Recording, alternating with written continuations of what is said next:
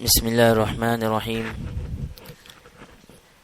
ایک دوسری کتاب جو وقت اور حالات کے حساب سے شروع کیا جا رہا ہے، اس کتاب کا نام ہے دور حاضر کا عظیم فتنہ اسمارٹ فون، اس کے نقصانات کیا ہے، تباہ کاریاں اور اس کے بچاؤ کے کیا طریقے ہیں، اس کو اس کتاب کے اندر بیان کیا گیا ہے، بتایا گیا ہے۔ موبائل کے فتنے میں سب مبتلا ہے، جو پہلے نہیں تھے وہ اب مبتلا ہے۔ موبائل کے فتنے میں سب مبتلا ہے، جو پہلے نہیں تھے وہ اب مبتلا ہے۔ بسم اللہ الرحمن الرحیم۔ جیسے کہ ہم سب کو معلوم ہے کہ یہاں مجالس ابرار کتاب پڑھ کر سنائی جا رہی تھی، اب اس کو موقوف کر کے ایک دوسری کتاب جو وقت اور حالات کے حساب سے شروع کیا جا رہا ہے، اس کتاب کا نام ہے دور حاضر کا عظیم فتنہ اسمارٹ فون، اس کے نقصانات کیا ہے، تباہ کاریاں اور اس کے بچاؤ کے کیا طریقے ہیں، اس کو اس کتاب کے اندر بیان کیا گیا ہے، بتایا گیا ہے۔ اس کو لکھنے والے مولانا حکیم صاحب رحمۃ اللہ علیہ کے اجل خلیفہ عارف باللہ حضرت اقدس شاہ فیروز عبداللہ میمن صاحب دامت برکاتہم ہے۔ انہوں نے اس کتاب کو لکھا ہے، ختم ہونے تک یہ کتاب شروع کی جا رہی ہے، اس کو ختم ہونے تک مجالس ابرار کو موقوف کر دیا گیا ہے۔ سب سے پہلے انہوں نے مفتی تقی صاحب دامت برکاتہم کا ایک قول نقل کیا ہے، آنکھوں کی حفاظت اور گناہوں سے بچنے کے لیے، آنکھوں کی حفاظت اور گناہوں سے بچنے کے لیے سلامتی اسی میں ہے کہ موبائل کا استعمال کم سے کم اور بقدر ضرورت کی حد میں ہو۔ آگے اب کتاب شروع کرتے ہیں۔ بسم اللہ الرحمن الرحیم۔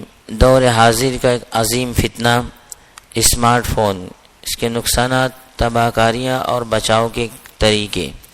حصے اول، نقصانات کیا ہے اس کو پہلے بتائیں گے۔ الحمدللہ وکفا والسلام علی عبادہ الذین اصطفیٰ، اما بعد۔ ہمارا مقصد حیات حق تعالیٰ کی معرفت اور حصول تقویٰ ہے۔ اللہ تعالی ہمیں اپنی زندگی کا مقصد سمجھنے کی توفیق عطا فرمائے۔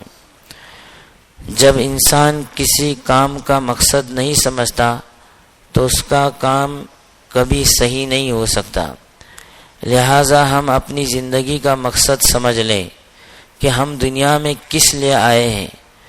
میرے پیارے مرشد شیخ العرب والعجم مجدد زمانہ عارف باللہ حضرت مولانا شاہ حکیم محمد اختر صاحب رحمۃ اللہ علیہ نے فرمایا، میری زندگی کا حاصل، میری زیست کا سہارا، تیرے عاشقوں میں جینا، تیرے عاشقوں میں مرنا۔ مجھے کچھ خبر نہیں تھی تیرا درد کیا ہے یا رب، تیرے عاشقوں سے سیکھا تیرے سنگ درے پر مرنا۔ کسی اہل دل کی صحبت جو ملی کسی کو اختر، اسے آ گیا ہے جینا، اسے آ گیا ہے مرنا۔ جینا کیا ہے؟ نیک کام کرنا۔ جینا کیا ہے؟ نیک کام کرنا، اور مرنے کا مطلب ہے حرام خواہشات اور گناہوں پر عمل نہ کرنا۔ مرنے کا مطلب ہے حرام خواہشات اور گناہوں پر عمل نہ کرنا۔ یہی ہمارا مقصد حیات ہے۔ دنیا کی زندگی ہمارا پردیش ہے، آخرت ہمارا وطن ہے۔ اس دنیا میں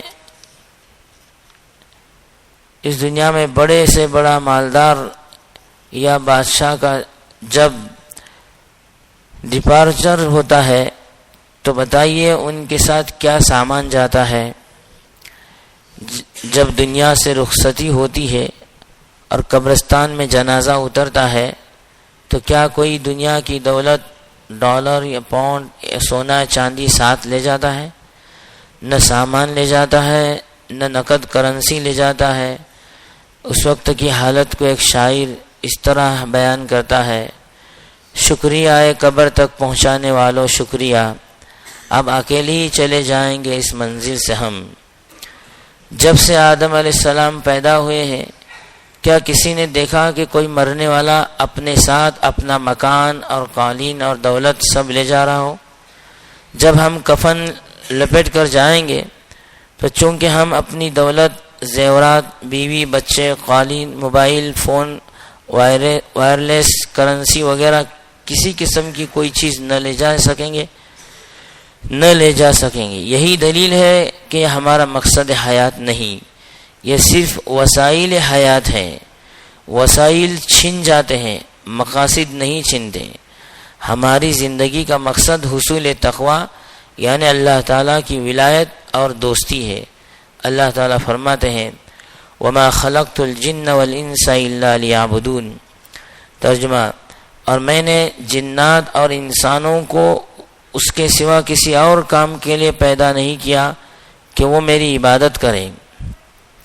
جب اپنی عبادت کے لیے پیدا کیا ہے تو بس عبادت ہی جائے گی اللہ کے یہاں۔ اللہ نے تو ہمیں اپنی عبادت کے لیے پیدا کیا، لیکن ہم رومانٹک دنیا اور حسینوں کے چکر میں پڑے ہوئے ہیں۔ ہم نے اللہ کی بندگی چھوڑ کر گندگی میں اپنی زندگی ضائع کی، تو اس کے ہم خود ذمہ دار ہیں۔ اگر اللہ قرآن میں اعلان نہ کرتا تو کہہ سکتے تھے کہ اللہ میاں آپ نے پیدا کر کے ہم کو بتایا بھی نہیں، لیکن اللہ تعالیٰ نے بتا دیا کہ ہم نے تمہیں اپنی معرفت و عبادت کے لیے پیدا کیا ہے۔ ہمارے معاشرے میں نوجوانوں کی قیمتی اوقات کے ضائع کا ایک بڑا سبب موبائل فون بنا ہوا ہے۔ اس کے ساتھ وقت گزاری کا ایک عام مزاج بن چکا ہے۔ گھنٹوں اس میں ضائع کر دینا، راتوں کی نیند خراب کرنا ایک عام سی بات ہو گئی ہے۔ کبھی اس طرف خیال نہیں جاتا کہ میرا قیمتی وقت ضائع ہو رہا ہے۔ لہٰذا میرے دوستو، ہم اپنے اوقات کو قیمتی بنائیں اور خاص طور پر موبائل کے غلط استعمال سے بچنے کا اہتمام کریں۔ موبائل کی ضرورت کو میں مانتا ہوں اور تسلیم کرتا ہوں۔ کوئی نیا آدمی یہ سن کر پریشان نہ ہو کہ یہ کون شیخ ہے جو موبائل فون کو منع کر رہا ہے۔ جائز کو کون منع کرتا ہے، لیکن فضولیات میں وقت ضائع کرنا، راتوں کو جاگنا، نمازیں قضا کر دینا، بڑے بڑے گناہوں میں مبتلا ہو جانا، تو کون اس کی اجازت دے گا؟ بہت سے باشرہ لوگ بھی اسی موبائل کے فتنے میں مبتلا ہیں۔ چہرہ دیکھو تو ایسا لگے کہ ان سے بڑا کوئی بزرگ نہیں ہے، چہرہ دیکھو تو ایسا لگے ان سے بڑا کوئی بزرگ نہیں ہے، اور کام شیطانی ہے۔ ننگی فلمیں دیکھ رہے ہیں، اجنبی عورتوں اور منگیتروں سے باتیں کر رہے ہیں۔ ہمارا چہرہ دیکھ کر لوگ ہمیں سلام کرتے ہیں، عزت دیتے ہیں، اور ہمارا یہ حال ہے کہ بس ہمیں اسمارٹ فون ہی چاہیے۔ نعوذ باللہ، تقوی حاصل کر کے اللہ کی محبت نہیں چاہیے۔ اگر اللہ چاہیے تو ہم اپنے گناہوں کی اصلاح شیخ سے کیوں نہیں کراتے؟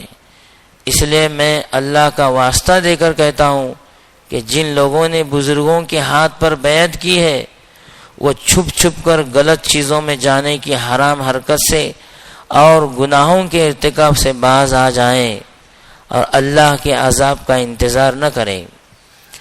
میں نے اپنے احباب سے بھی کہہ رکھا ہے کہ ویب سائٹ پر صرف آن لائن بیانات سننے کے لیے کسی کو بڑا موبائل لینے یا نیٹ لگانے کی ہرگز اجازت نہیں۔ یہ ویب سائٹ ان لوگوں کے لیے بنائی گئی ہے، بڑا موبائل یا نیٹ جن کی شدید مجبوری ہے، اور ان کے لیے بھی لازمی ہے کہ ہر 15 دن پر استعمال کے متعلق مجھے اطلاع کرے کہ غلط استعمال تو نہیں کرتے۔ الحمدللہ باقی لوگوں کے لیے سادہ موبائل پر کانفرنس کال کے ذریعے تمام بیانات سننے کا انتظام ہے۔ اس کے علاوہ ادارے سے میموری کارڈ میں بیان لے کر اپنے سادے موبائل پر بھی سن سکتے ہیں، اور اگر کسی کے پاس سادہ موبائل بھی نہ ہو تو بھی کوئی بات نہیں، میرے شیخ کے مواعظ منگوا کر پڑھے. اور بھی آگے آ رہا ہے. اللہ تعالیٰ مجھے بھی ہم سب کو عمل کرنے کی توفیق عطا فرمائے.